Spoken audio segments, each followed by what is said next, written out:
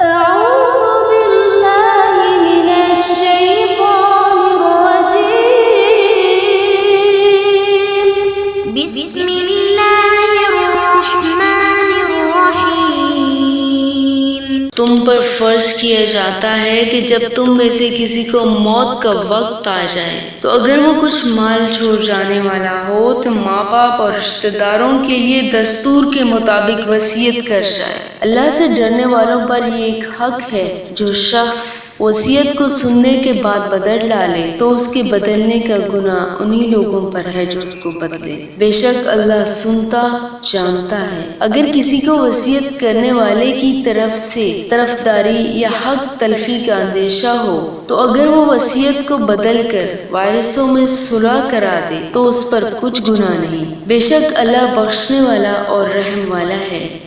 قال رب اشرح لي صدري ويسر لي أمري واحلل عقدة من لساني يفقهوا قولي